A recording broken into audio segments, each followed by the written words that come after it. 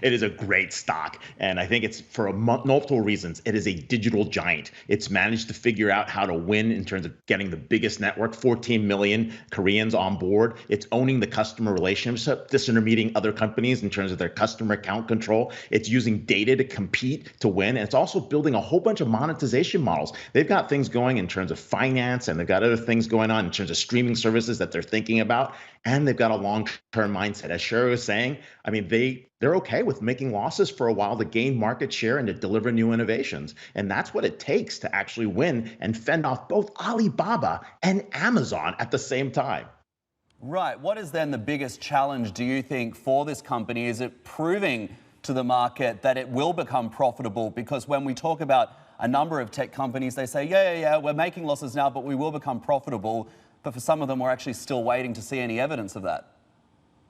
It's a great point, but they have been cutting their losses, and they've done a good job driving down some of their losses and debt, even though they're going to reinvest. They've made so many investments, especially getting to 15,000 trucks, building 100 distribution centers and fulfillment centers in 30 cities. The hard part is done. Now it's about getting the other pieces in place. So I think it's going to be less CapEx intensive, but more focused in terms of delivering more types of digital services going forward.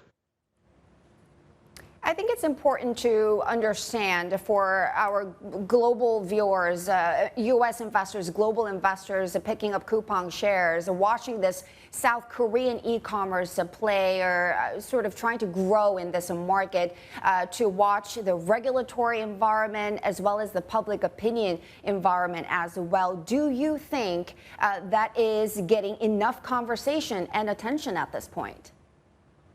It's not getting as much conversation in the US side. I think people were looking for a success story and an e-commerce play getting there. But if you look at the South Korean e-commerce market, we've guesstimated it's going to be about 250 billion by 2026, right? And, you know, they've had a third penetration in 43 million South Koreans above the age of 15.